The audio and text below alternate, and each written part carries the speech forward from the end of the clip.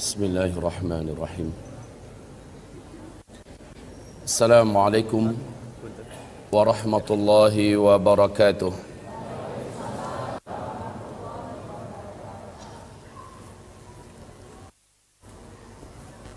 Alhamdulillahi rabbil alamin, wal aqibatu lil muttaqin, wala udwana illa 'alal zalimin.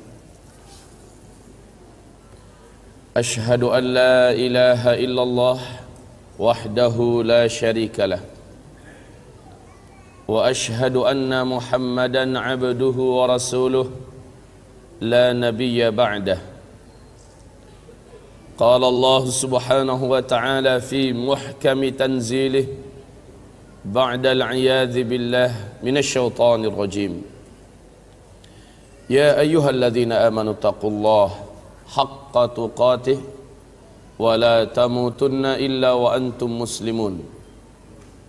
Wa qala ya ayyuhan nas ittaqu rabbakumul ladzi khalaqakum min nafsin wahidah wa khalaqa minha zawjaha wa batha minhuma rijalan katsira wa nisaa wattaqullaha alladzi tasaaluna bihi wal arham innallaha kana 'alaikum raqiba. Wa qala ya ayyuhalladzina amanu taqullaha wa qulu qawlan sadida yuslih lakum a'malakum wa yaghfir lakum dhunubakum wa man yuti'illah wa rasulahu faqad faza fawzan 'azima. Allahumma arhamna bil Qur'an. Wa sadaqallahul azim. Wa qala an-nabi sallallahu alaihi wasallam, ala inni qad ji'tukum biha bayda'a naqiyyah layluha kanahariha la yazighu anha ba'da dhalika illa halik. Amma ba'du, ibadallah, ma'asyiral muslimin wal muslimat, segala puji dan syukur hanyalah untuk Allah subhanahu wa ta'ala. Salawat dan salam kita untuk kekasih Allah Rasulullah Muhammad Sayyidul Anbiya wal Mursalin sallallahu alaihi wasallam. Di dalam hadis sahih Imam Muslim diceritakan sahabat Rasul yang mulia Umar bin Al-Khattab radhiyallahu anhu, ketika kami sedang duduk-duduk mengitari Nabi Muhammad sallallahu alaihi wasallam, tiba-tiba saja seorang lelaki yang sangat rupawan, wajahnya sangat tampan, baju jubahnya putih bersih, rambutnya hitam ikal dan sangat lebat. Kami satu kota Madinah tidak kenal dengan laki-laki ini. Dengan sangat percaya diri dia langsung duduk di depan Nabi Muhammad sallallahu alaihi wasallam. Dia adu kedua lututnya dengan kedua lutut Nabi. Kedua telapak tangannya dia letakkan di atas kedua paha Nabi Muhammad sallallahu alaihi wasallam seolah-olah sudah sangat akrab. Langsung bertanya tentang Islam. Nabi menjawab dengan rukun Islam yang 5. Lalu apa kata laki-laki ini? Bagus, jawaban engkau benar. Kami heran, kata Umar. Dia yang datang, dia yang bertanya, saat dijawab dia yang membenarkan jawaban Nabi. Kemudian dia bertanya tentang iman. Dijawab oleh Rasulullah dengan rukun iman yang 6. Sekali lagi dia berkata, tepat. Ini juga jawabannya bagus, betul. Kemudian dia bertanya tentang ihsan. Dijawab oleh Rasulullah, anta'budallah ka'annaka tarah, fa in lam takun tarah, fa innahu yarak. Langsung dia bertanya, mata sa'ah, hai Muhammad, kapan kiamat? Tanggalnya, bulannya, tahunnya kapan? Engkau telah sampaikan secara pasti kiamat sangat-sangat dekat. Kami ingin tahu kapan waktunya. Nabi menjawab, mal mas'ulu anha bi'a'lama minas sa'il.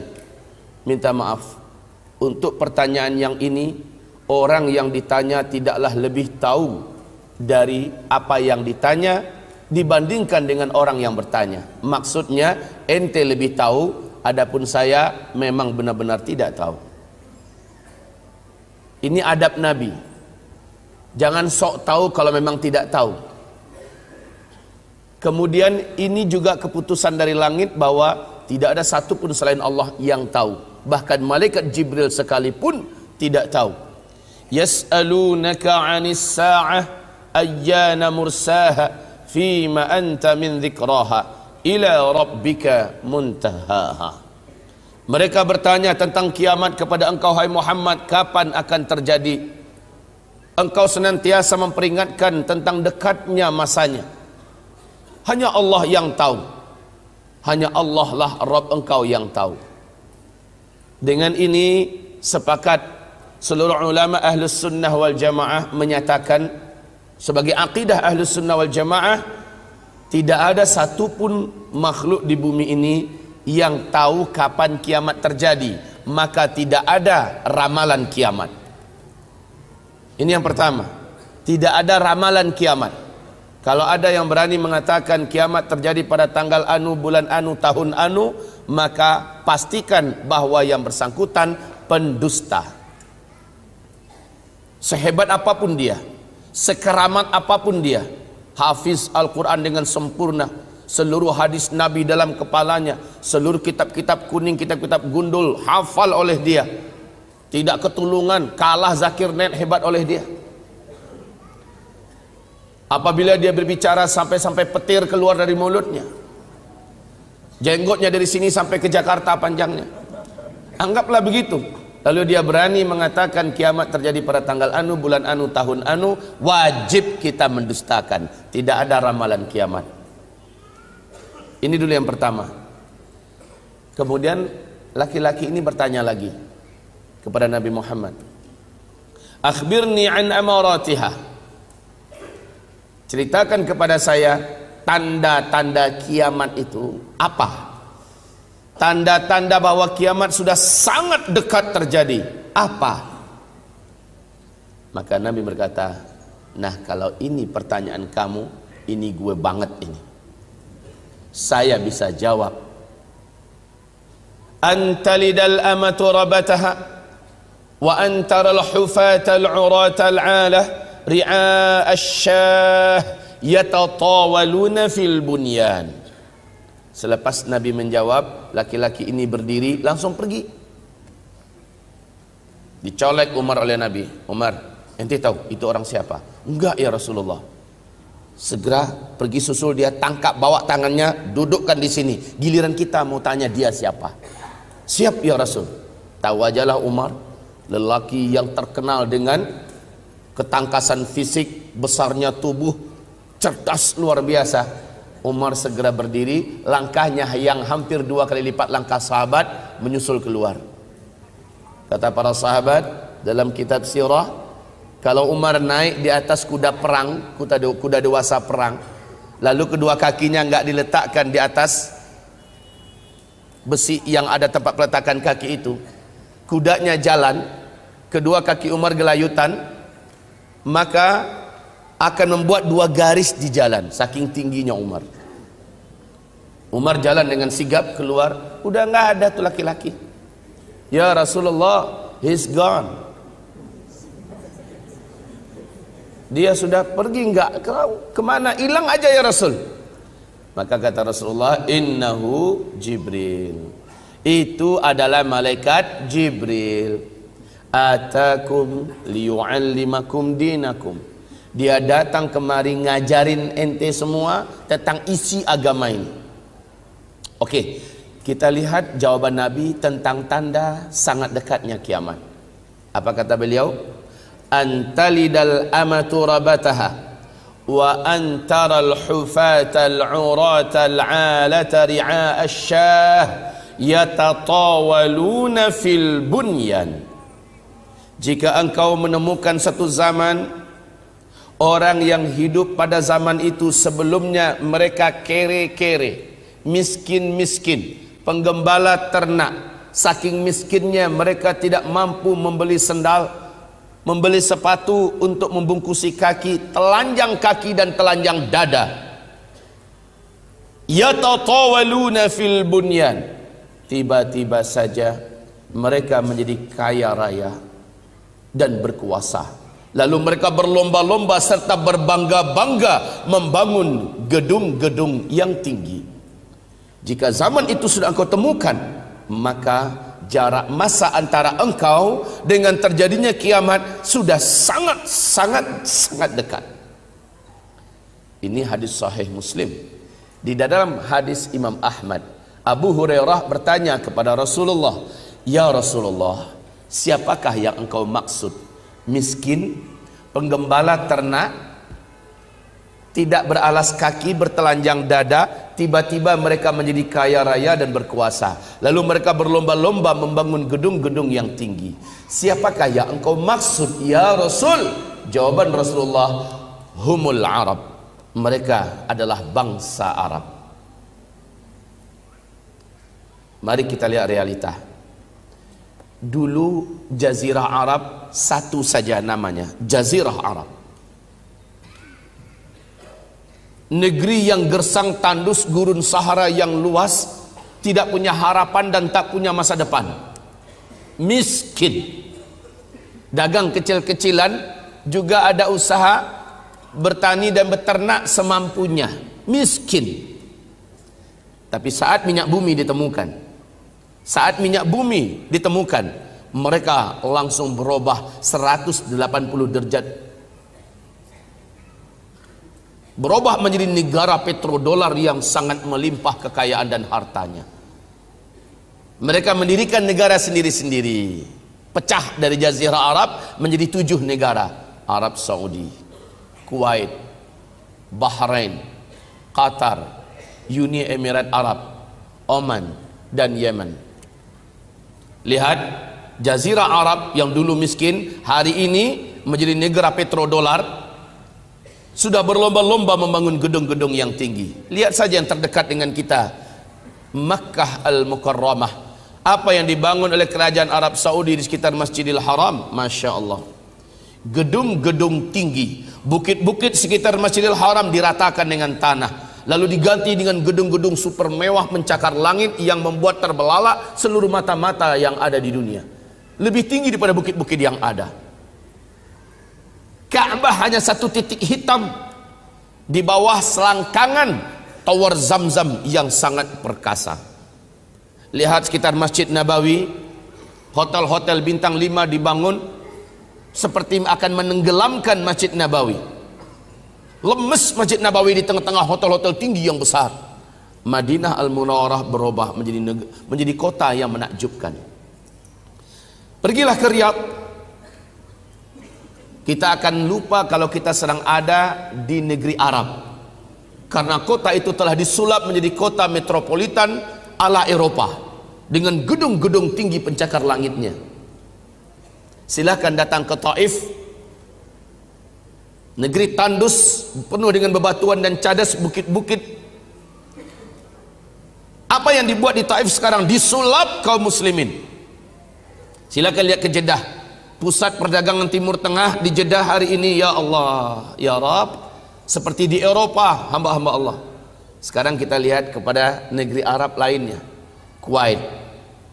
Ada yang punya rezeki, mampirlah, lihat kota besar Kuwait. Ya Rabb, minder kota-kota yang ada di Eropa bila melihat kemajuan pembangunan yang ada di Kuwait. Abu Dhabi, ibu kotanya Qatar. Subhanallah, berbagai macam jenis dan model gedung-gedung terbaru bermunculan di sana, saling berlomba mana yang paling tinggi. Lihat Dubai, ibu kota Uni Emirat Arab, kebanggaan dunia pada hari ini. Bahkan gedung tertinggi di dunia adanya di Dubai. Gedung tertinggi di dunia hari ini adanya di Dubai, namanya Burj Khalifah, tingginya 828 meter.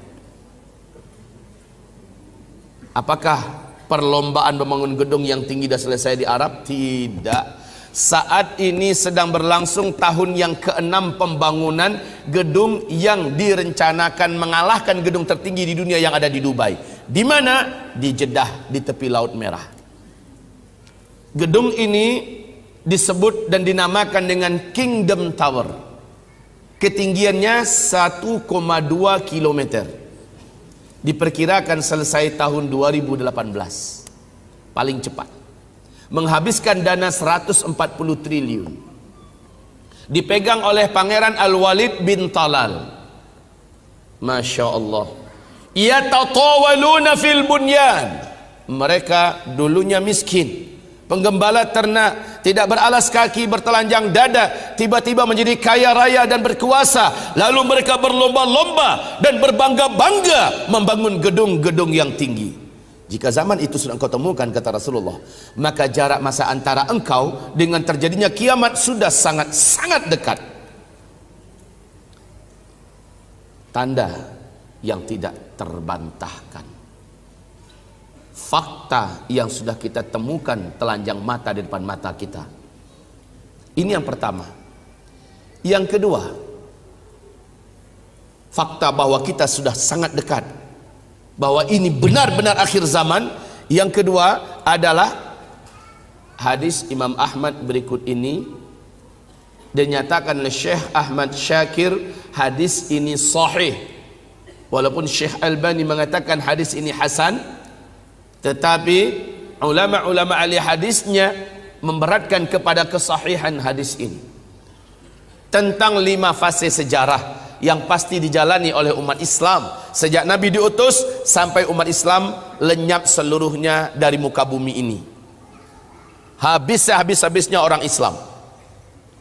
Rasul bersabda, takunun nubuwah fikum masyaallah an takun, thumma yarfa'uha Allah idza syaa yarfa'aha, ثم تكون خلافة على منهاج النبوة فتكون ما شاء الله أن تكون ثم يرفعها إذا شاء أن يرفعها ثم يكون ملكا عضا فتكون ما شاء الله أن تكون ثم يرفعها إذا شاء أن يرفعها ثم تكون ملكا جبريا فتكون ما شاء الله أن تكون ثم يرفعها إذا شاء أن يرفعها ثم تكون خلافة على منهاج النبوة ta'ummul arda. Di riwayat yang lain thumma sakat.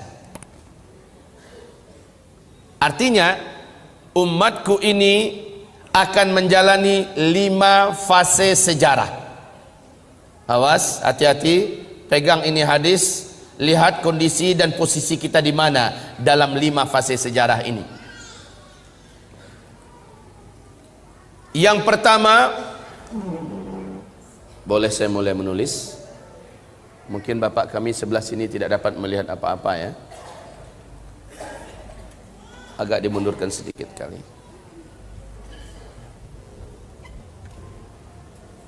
Cukup. Yang pertama kata Rasulullah, umatku akan menjalani fase kenabian.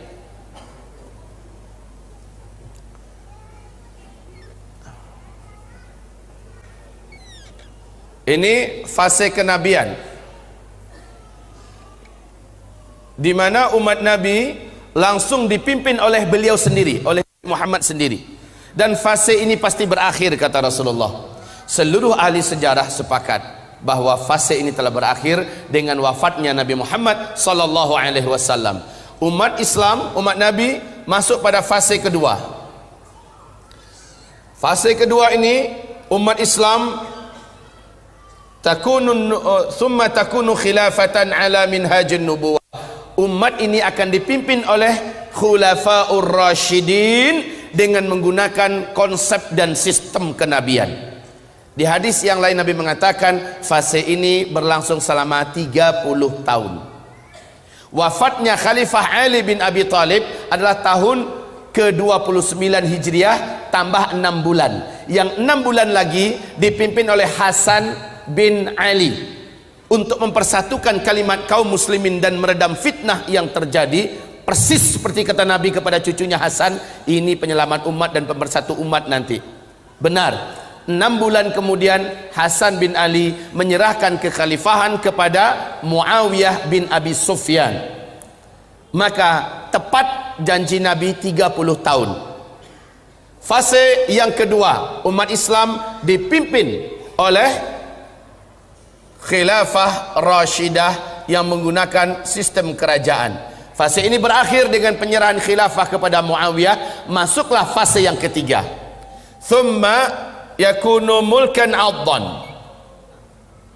Kemudian umat saya memasuki fase yang ketiga, di mana mereka akan dipimpin oleh para khalifah yang menggunakan sistem kerajaan.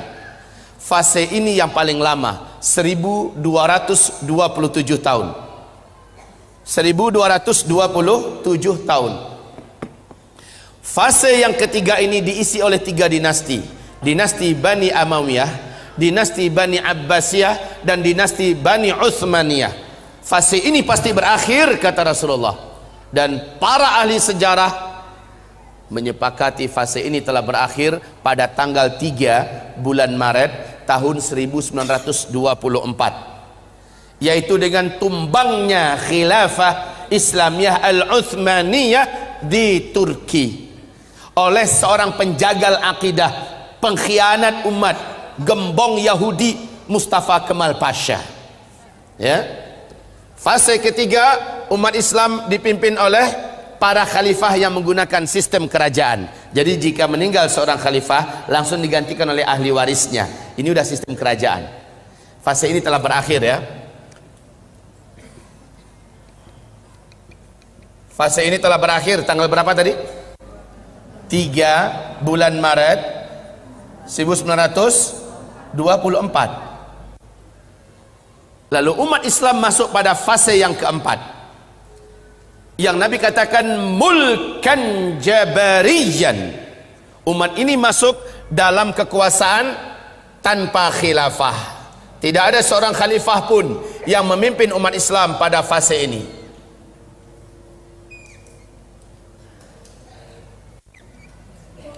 Tidak ada seorang khalifah pun yang memimpin umat Islam. Ini adalah fase kekosongan khilafah, yang diterjemahkan ke dalam bahasa Indonesia mulkan jabarian, yaitu fase kediktatoran.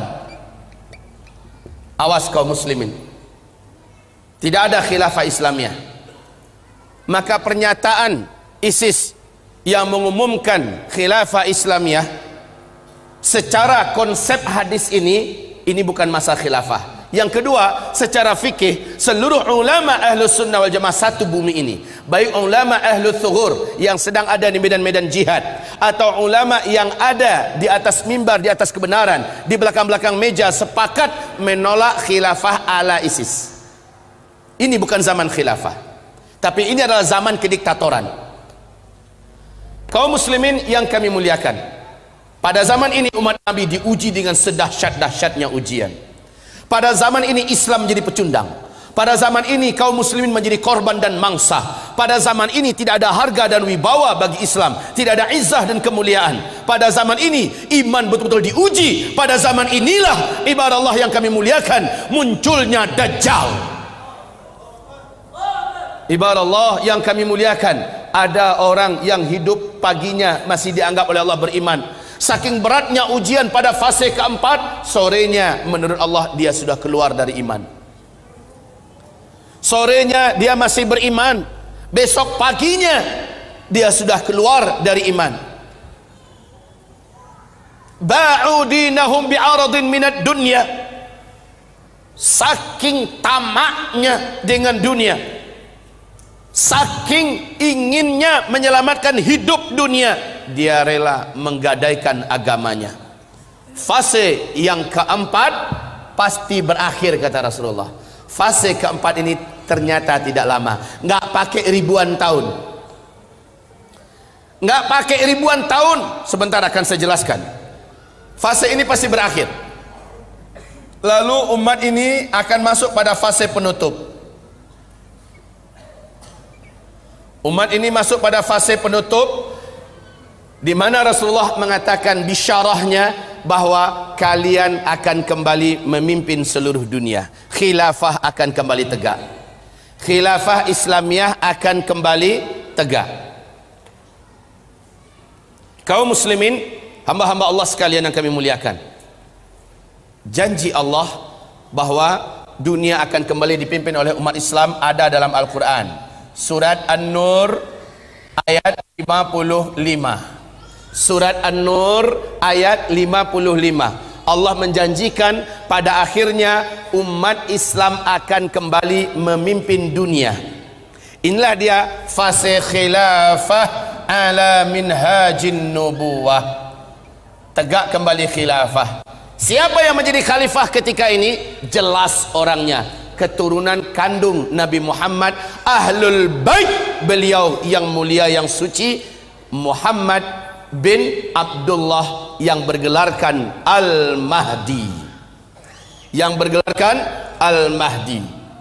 Rasul bersabda, Al-Mahdi sejak menjadi khalifah di masa-masa fase kelima ini, beliau hanya hidup selama 7 tahun saja, lalu beliau meninggal dunia. Setelah Al-Mahdi meninggal dunia, kekhalifahan dilanjutkan setahun atau 2 tahun lagi kata Rasulullah oleh Al-Qahtani. Pelanjutnya adalah Al-Qahtani.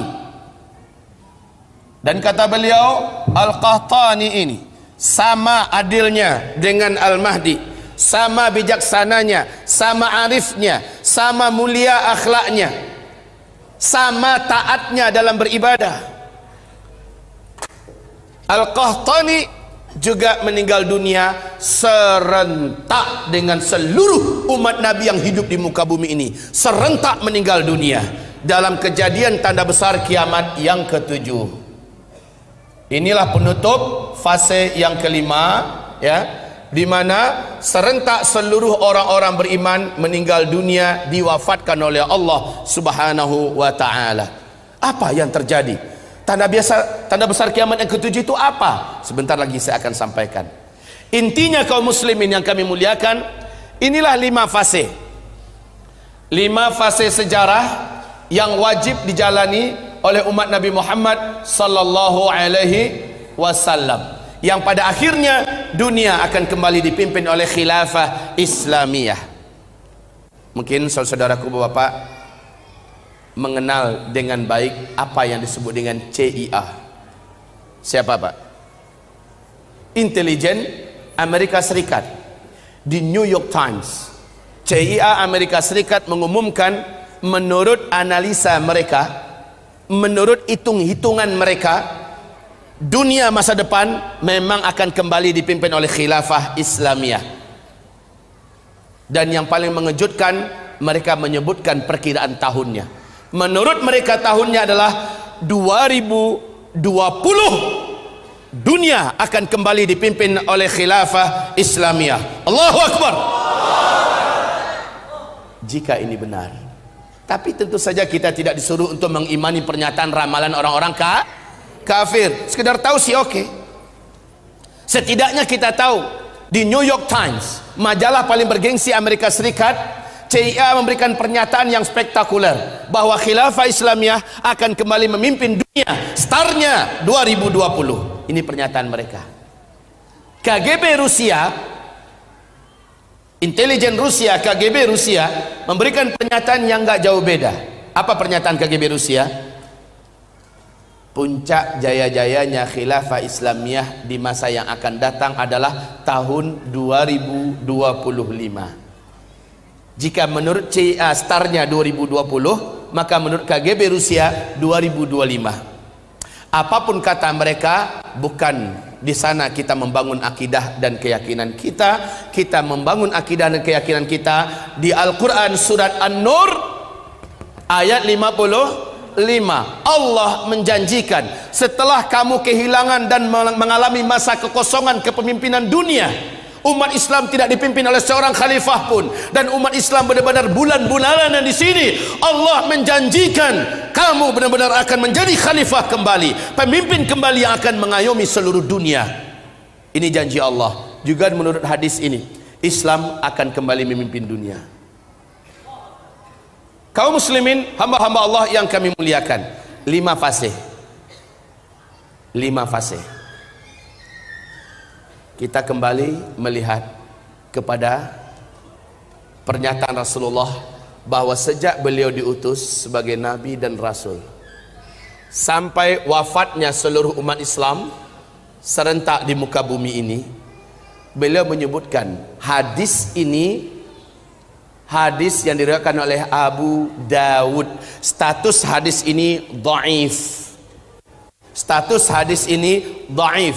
Bahkan ada yang sampai ke derajat dhaif jiddan, sangat lemah. namun masih dihitung masuk ke dalam hadis ahad. Karena turuknya yang banyak atau jalur periwayatan hadis ini banyak, naik derajatnya ke derajat hasan li ghairih. Boleh meriwayatkan hadis ini, tetapi adabnya wajib disampaikan status hadis. Kemudian adabnya juga umat tidak dibenarkan membangun akidah dan keyakinan di atas hadis dhaif, bahkan hadis hasan. Namun dia boleh diriwayatkan karena dia tetaplah hadis Nabi Muhammad sallallahu alaihi wasallam. Bagaimana pandangan Rasulullah tentang jarak antara beliau diutus? Ini start, ini start, dan ini adalah finish. Adalah finish. Wafatnya umat Islam serentak di muka bumi adalah finishnya. Sejak aku diutus sampai umat ini wafat, Allah telah mentakdirkan untuk umatku masa mereka di bumi ini hanya 1 hari saja di sisi Allah. 1 hari di sisi Allah kita ngitungnya berapa lama? Ya, surat As-Sajdah ayat 5 ya. Yudabbirul amra minas samai ilal ard thumma ya'ruju ilayhi fi yawmin kana miqdaruhu alfa sanah mimma ta'uddun. 1 hari di sisi Allah kamu merasakan dan menghitungnya di dunia 1000 tahun. Jika Rasul mengatakan umur umatku di sisi Allah hidup di bumi ini hanya 1 hari saja, maknanya 1000 tahun, lalu Allah menambahkan untuk umatku 1/2 hari lagi. Semoga umatku tidak menjadi lemah karena Allah menambahkan untuk mereka 1/2 hari lagi. 1/2 hari. Jam 11 kalau kita ngitungnya jam 11 pagi, udah mulai kita hitung 1/2 hari nggak itu? Hah? 11:30 udah mulai kita hitung 1/2 hari nggak itu? Jam 12 kurang 1/4 udah kita hitung 1/2 hari nggak itu? Iya, kurang-kurang sedikit kita sudah hitung 1/2 hari. Oke, lihat hitung-hitungannya. Lihat hitung-hitungannya kaum muslimin. 1,5 hari. Para ulama Ahlus Sunnah wal Jamaah ketika mencoba mentafsirkan, merincikan hadis ini, maka mereka mengatakan umur umat Islam di bumi ini lebih dari 1400 tahun, tapi tidak akan sampai full 1500 tahun hitungan hijriyah. Hitungan hijriyah. Ada yang mengatakan 1476 tahun umat ini sudah hilang di muka bumi. Umat Islam, umat Nabi sudah habis. Ada yang mengatakan 1477 umat Islam sudah habis. Belum kiamat loh ya, tapi umat Islamnya sudah habis. Ada yang mengatakan 1482 umat Islam sudah habis. Kaum muslimin, kita cari aman aja dah. 1500 full. Sekarang kita hitung tahun hijriah keberapa kita sekarang? Sudah 1427 hijriah. Hijriah itu artinya setelah Nabi hijrah dari Mekah ke Madinah, kan begitu? Baru mulai dihitung hijriah. Ada 10 tahun setelah Nabi hijrah dan ada 13 tahun sebelum hijrah. Menghitung umur umat Nabi di bumi ini bukan sejak beliau hijrah, tapi sejak beliau diutus sebagai Nabi dan Rasul. Maknanya ada 13 tahun yang belum dimasukkan kemari. Paham? Tambahkan 1450 tahun. Seandainya kita masukkan kepada hitungan di atas, ambil full saja 1500, artinya sisa umat Islam ada di bumi ini hanya 50 tahun lagi umat Islam habis. Ada yang udah mulai lemas lututnya. Udah pada sarapan semua tadi? Makin kesininya makin ini loh Pak, tegangannya makin tinggi. Jadi yang jantungnya lemah tolong didoping dulu dah sekarang. Masyiral muslimin, ini ya fakta yang kedua. Kita tidak membina tentu saja akidah dan keyakinan kita di atas hadis dhaif, tapi mengetahuinya dan adabnya satu lagi, hadis dhaif. Jika ia sudah terjadi, maka wajib membenarkan hadis itu seperti kita membenarkan hadis mutawatir, hadis sahih. Ibarat Allah yang kami muliakan. Taib. Selanjutnya, pembicaraan kita yang ketiga. Rasulullah bersabda, tidak akan terjadi kiamat sampai muncul 10 tanda besar kiamat. Sebelum 10 tanda besar kiamat ini muncul, maka tidak ada kiamat.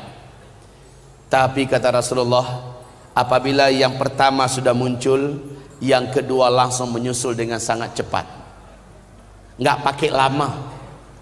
Harazatun manzumatun fi silk, yuqta'u silkun yatba'u ba'daha ba'da. Hadis ini diriwayatkan oleh Imam Ahmad At-Tirmidzi. Hadis ini dinyatakan sahih menurut syarat Imam Muslim dan Imam Bukhari. Ibarat Allah, 10 tanda besar kiamat itu harazatun manzumatun fi silk, seperti 10 butir-butir marjan. Nah, satu butir itu Pak, di tengah-tengahnya ada ruangan kosong yang dapat dimasukkan tali, ya. Lalu yang kedua, ketiga dimasukkan semua. Akhirnya antar satu dengan lain terhubung oleh tali ini. Di bagian bawahnya dikasih simpul sehingga tertahan, nggak bisa keluar. Kayak butiran tasbih begitu, ya.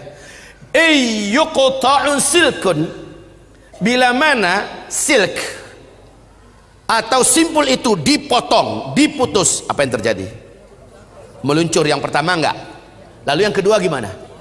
Begitu ceritanya. Yuqta'u silkun, saat mana simpul itu dipotong, keluarlah satu butiran pertama. Yang kedua langsung menyusul dengan cepat. Yang ketiga lagi lebih cepat dari tadi. Yang keempat, kelima, keenam, dan ketujuh seterusnya. Maka kaum muslimin, 10 tanda besar kiamat ini, kalau Bapak baca buku-buku apa saja tentang hadis akhir zaman, insya Allah bisa muntah Bapak bacanya. Bingung habis, Bapak apa? Tumpang tindih. Kadang-kadang yang nomor 2 jadi nomor 7 di hadis yang lain. Kadang-kadang yang di sini nomor 1, di hadis yang lain jadi nomor 5. Alhamdulillah kami sejak tahun 2003 fokus dan konsentrasi mengumpulkan hadis-hadis ini, kemudian mengkomparasikannya dengan hadis-hadis yang lain, dengan kitab-kitab yang lain, lalu duduk bermulazamah dengan masyayikh, beberapa ulama ahli hadis, bicarakan tentang ini. Maka urutan yang dapat kita simak, insya Allah juga Bapak Ibu dapat melihat di kitab ini nanti, Ensiklopedia Akhir Zaman oleh Syekh Dr. Ahmad Muhammad Al-Mubayyad, kitab ilmiah terlengkap tentang masalah akhir zaman yang dapat jadikan pegangan dan rujukan yang paling memuaskan untuk saat ini. Ibarat Allah, urutan 10 tanda besar kiamat ini berikut ini. Awas, awas. 4 tanda besar kiamat Bu, Pak, akan terjadi pada masa kita, fase keempat. 4 tanda besar kiamat akan terjadi pada masa kita. Ini tanda besar kiamat yang pertama. Menyusul tanda besar kiamat kedua, dan tanda besar kiamat yang ketiga. Fase keempat ini akan ditutup dengan terjadinya tanda besar kiamat yang keempat. Apa ini yang pertama? Seluruh dunia menyaksikan, bukan hanya di Arab. Kebanyakan tanda-tanda kecil kiamat dan sebagainya banyak terjadinya di Arab, tapi yang ini satu dunia merasakannya. 10 tanda besar kiamat, satu bumi akan merasakannya. Yang pertama, bumi dibungkus oleh kabut debu yang teramat sangat tebal, lagi super panas. Debunya sangatlah tebal, bercampur dengan asap yang beracun. Bumi ini gelap gulita selama 40 hari 40 malam. Orang tidak dapat membedakan kapan siang kapan malam. Gelap gulita. Kamu berusaha meletakkan telapak tangan kamu ke hadapan wajahmu untuk melihat telapak tangan itu, lam yakad yaraha, tidak mampu melihat sedikit pun saja apa-apa di telapak tangan, saking tebalnya kabut debu tersebut. Dan ini panas kaum muslimin, panas. Lalu Rasulullah dalam hadis diriwayatkan oleh Ibnu Jarir, hadis dinyatakan dengan sanad yang jayyid, sanad yang bagus. Apa kata Ibnu Abbas radhiyallahu anhu? Rasulullah mengatakan, saat kabut debu itu terjadi, orang kafir, satu bumi ini akan sulit untuk bernafas. Karena kabut debu ini seperti tidak menyisakan ruangan untuk oksigen. Panas. Sementara dari lubang hidung mereka mengeluarkan asap, dari mulut mereka mengeluarkan asap, dan dari lubang dubur mereka mengeluarkan asap. Adapun kulit mereka, orang kafir ya, adapun kulit mereka melepuh seluruhnya. Beberapa bahagian dari tubuh mereka meleleh dagingnya, menjadi jelek setelah itu. Kalaupun masih hidup, mereka sangat sengsara dan menderita. Nah, orang yang beriman, yang imannya lurus dan benar, tauhidnya benar, serta amal solehnya sebelum itu banyak.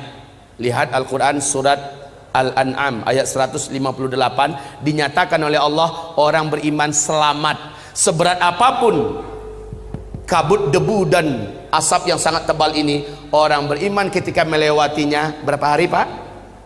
40 hari 40 malam. Seberat apapun orang beriman dapat melaluinya dengan selamat. Mereka hanya seperti terserang flu dan demam saja.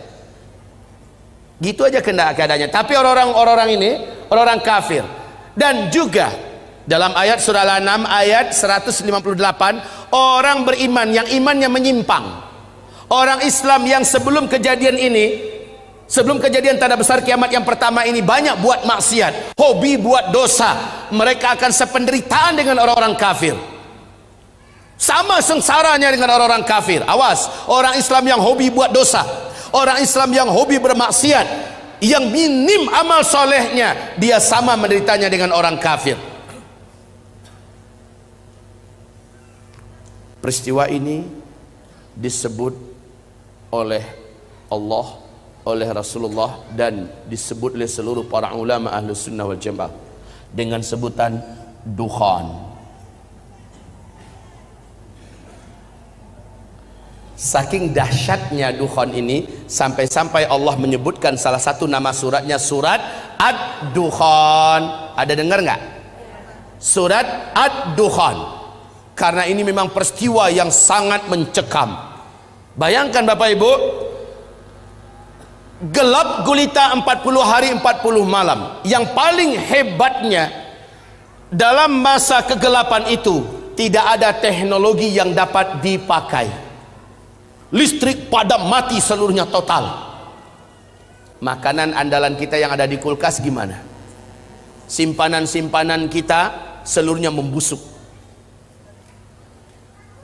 Ad-Dukhan selama 40 hari 40 malam. Sahabat-sahabat bertanya, ya Rasulullah, bagaimana cara kami membedakan waktu-waktu salat, bahwa salat zuhur dah masuk, asar dah masuk, gimana? Kamu kira-kira saja, kata Rasulullah. Ini kira-kira dah masuk asar dah nih. Ini kira-kira, mau ngelihat jam ya nggak bisa lagi. Gelap gulita pada masa dukhan. Bapak Ibu yang kami muliakan, masa dukhan ini apa penyebabnya? Penyebabnya itulah simpul yang akan kami jelaskan nanti. Dekatkah masanya? Sebentar, sabar, kan nggak kemana-mana kan? Insya Allah. Nah, selepas dukhan 40 hari 40 malam, selepas dukhan 40 hari 40 malam, ketika matahari sudah mulai nampak, debu yang tebal itu sudah mulai menyingsing. Pemandangan yang Bapak Ibu saksikan di bumi ini adalah banyaknya mayat-mayat bergelimpangan. Mayat burung, mayat anjing, mayat kucing, hewan ternak, orang-orang juga manusia-manusia yang tidak mampu bertahan pada mati bergelimpangan. Bumi menjadi busuk. Setelah itu terjadi perubahan iklim yang sangat ekstrim. Panas yang sangat luar biasa, kemarau di seluruh dunia. Inilah dia tanda-tanda besar kiamat yang kedua akan terjadi. Keluarnya Dajjal. Keluarnya Dajjal.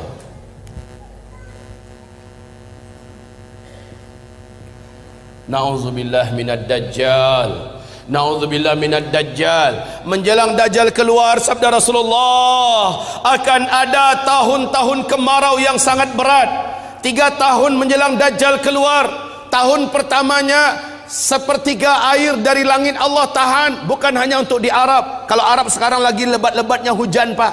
Sekarang ini saya baru dapat kiriman gambar dari sahabat saya yang ada di Mekah. Subhanallah, Masya Allah, sekarang hujan lagi lebat-lebatnya, kata beliau kemarin, baru 2 hari yang lalu. Ibarat Allah yang kami muliakan, bagaimana satu bumi hujan tidak turun sepertiga dari airnya. Satu bumi, tanam-tanaman, tumbuh-tumbuhan, dan hewan ternak yang dapat dimakan mati bergelimpangan. Terjadilah kekurangan pakan di bumi. Kelaparan global merata di mana-mana. Kalau hanya satu Cina yang mengalami kelaparan, mungkin Indonesia bisa tolong, mungkin Thailand bisa tolong. Tapi ini satu bumi serentak.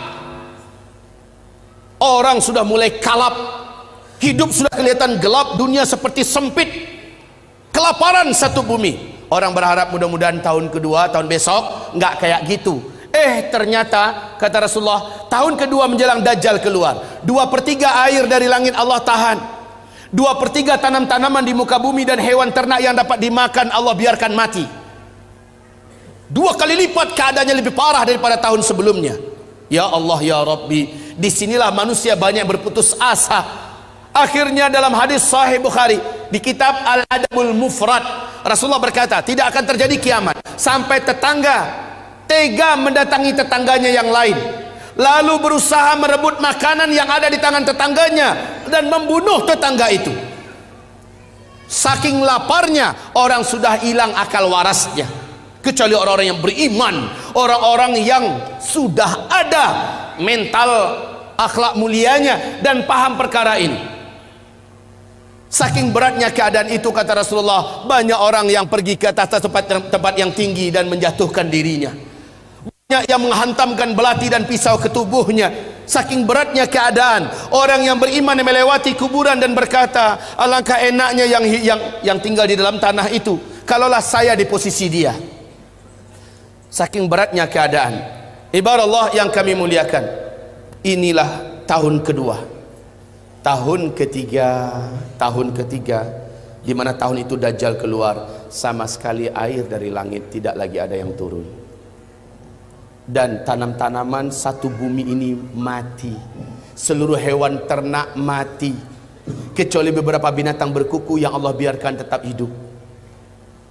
Dalam keyakinan kami, kuda salah satu di antara binatang yang Allah pertahankan untuk hidup, onta, ya, beberapa binatang berkuku lainnya.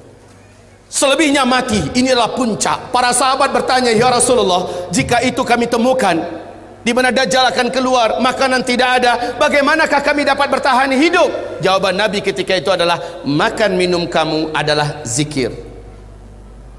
Subhanallah walhamdulillah wa la ilaha illallah wallahu akbar. Siapa yang membaca ini berulang-ulang dan dia niatkan untuk ganti makanan, Allah akan jadikan perutnya kenyang, Allah akan jadikan tubuhnya terasa kuat. Inilah dia. Nggak akan mungkin bisa ke tingkat keyakinan itu kalau sebelumnya akidah dan imannya tidak dibenarkan, amalnya diasah dan rajin berzikir, rajin baca Quran. Nggak akan mungkin sampai ke tingkat itu kalau dia orang awam yang malas ngaji.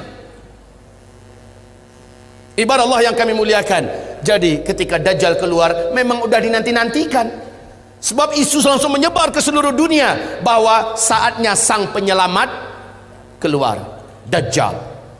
Tapi orang beriman kayak kita-kita yang sudah tahu perkara ini, mungkin siap menggadaikan hidup, siap mati asal iman selamat. Sebab kata Rasulullah, jangan pernah kamu berjumpa dengan Dajjal. Siapapun yang berjumpa dengan Dajjal, sekuat apapun imannya, pasti iman itu akan hilang.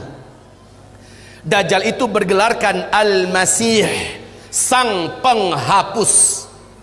Siapa yang berjumpa dengannya akan hapus imannya, akan menguap imannya. Kaum muslimin, kata Rasulullah, nanti akan ada seorang lelaki yang sangat percaya diri bahwa imannya tidak mungkin berubah jika ia berjumpa dengan Dajjal. Ketika ia keluar dan bertemu dengan Dajjal, saat itu langsung hilang imannya dan dia sujud menyembah Dajjal. Sampai mati dia tidak pernah lagi beriman kepada Allah. Jangan pernah mimpi untuk berjumpa dengan Dajjal. Jangan pernah mimpi untuk minta tanda tangan Dajjal, mau berfoto bareng Dajjal. Hilang imannya.